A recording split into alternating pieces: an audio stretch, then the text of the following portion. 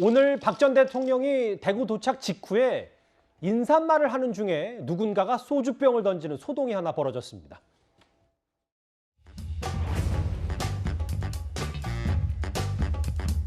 힘들 때마다 저의 정치적 고향이자 마음의 고향인 달성으로 돌아갈 날을 생각하며 견뎌냈습니다.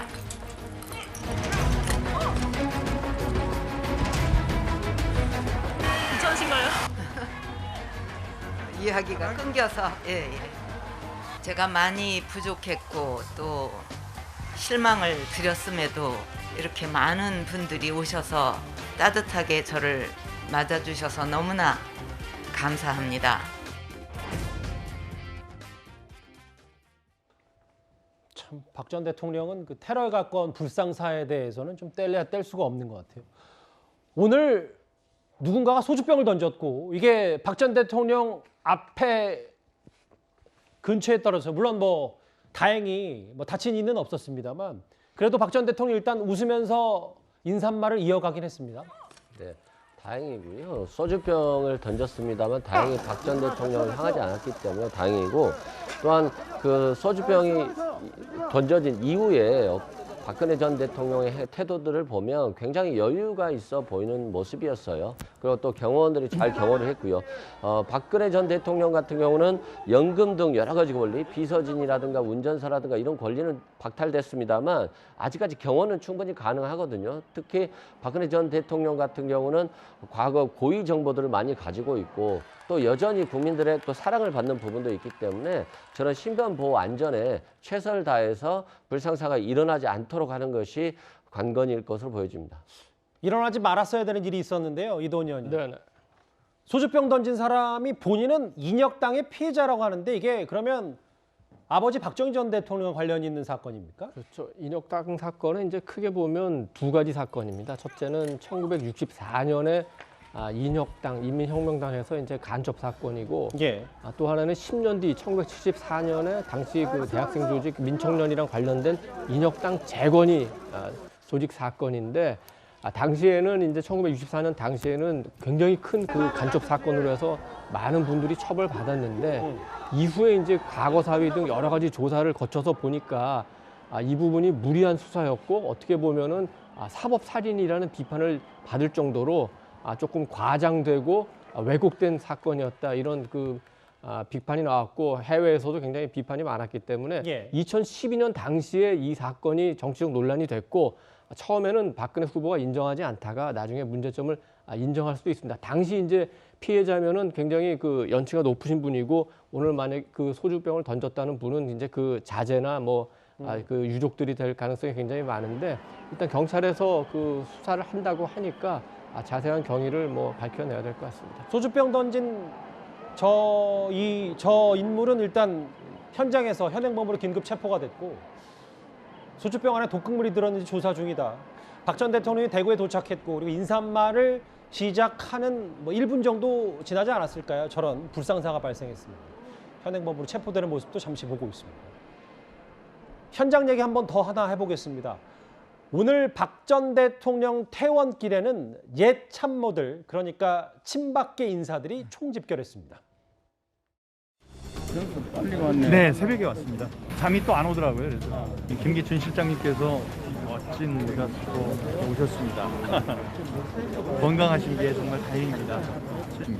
김재원 우리 최고도 계시고 저기 백승주, 그다음에 최경환 장관님, 유기준 장관님, 조윤선 의원 다들 있습니다. 이따가 끝나면 다시 한번 서로 만나서 이야기를 할 수 있는 기회가 있을 것 같습니다. 정말 오랜만에 만나 뵙는 분들입니다. 이제 내가 얘기해놨다. 요즘 유영아밖에는 그게 안 되니까 어른이 무슨 전화기라도 받고 일이 되면 직접 통화도 할 텐데 아직까지는 그게 안 되니까. 퇴원 이후에도 김기춘 전 실장도 직접 박 전 대통령하고 소통은 못했던 모양이에요. 저 얘기까지 오늘 영상에 덧붙였습니다. 직함생략하고 김재원, 김기춘, 민경욱, 유기준, 조윤선, 유정복. 과거 박근혜 정부 청와대에서 같이 일했던 혹은 친박계 인사들이 오늘 총 출동을 했는데 저 김경진 의원님 어찌됐건 뭐 탄핵 혹은 뭐 국정농단 수감 이후라도 박 전 대통령의 정책 영향력은 참 대단한 것 같습니다. 그렇죠. 그리고 사실은 저분들 입장에서는 죄송한 마음도 있었겠죠.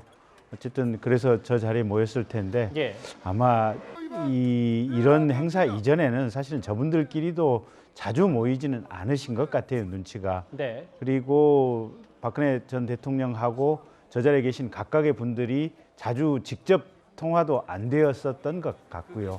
사실은 병원에 계셨고 그 중간에 보면 박근혜 대통령 건강 상태도 그리 좋지는 않았을 것 같고요. 예. 그래서 이제 지금부터 주시해서 봐야 될 대목들이 저분들이 달성의 사조로 과연 얼마만큼 갈 것인지 뭐 그런 부분 좀 이렇게 주목해서 봐야 될 것 같고요. 예.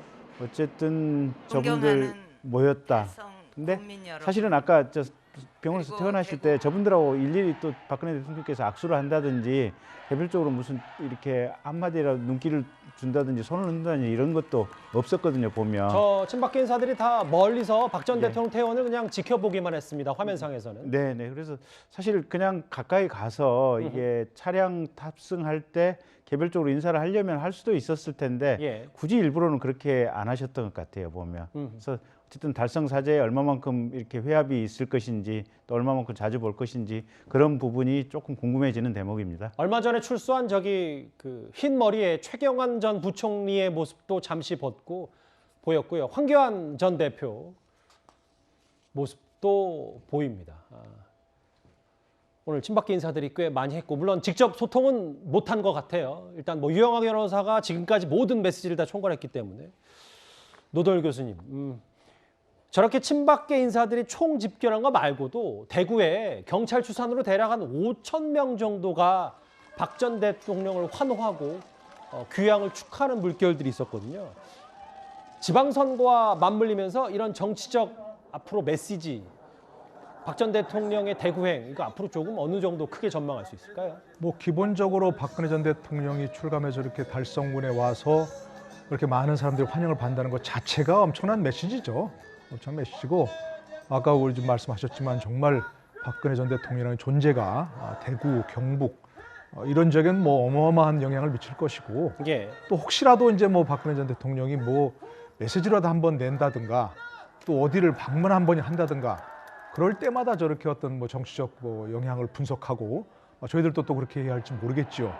그러니까 저는 뭐 좀 아까 말씀드린 대로 박근혜 전 대통령이 현재 존재함으로써 국가 원로의 한 분이라고 이렇게 생각이 들 수 있으니까 박근혜 또 더 예를 들어서 지방선거 전에 이러저러한 뭐 메시지를 만나든가 이러저러한 사람을 만난다든가 또 이런 사람 뭐 어떤 방문을 한다든가 할 때마다 저렇게 논란이 될 거 아니겠습니까? 논란이라기보다는 어떤 뭐 시선 집중을 받고 그것이 무슨 메시지인가 하고 또 분석들 열심히 할 것이고요. 그렇기 때문에 저는 가능하다면 뭐 어느 사람 얘기하신 것처럼 뭐 건강 회복에 힘쓰시고 예. 국가 원로로서 역할을 해주시는 게 바람직할 것이라고 생각합니다. 오늘 오전 퇴원을 해서 짧은 메시지 그리고 대구에서는 8분 동안의 육성 메시지를 전한 박 전 대통령의 대구 달성 사주 입주 얘기를 첫 번째 주제로 만나봤습니다.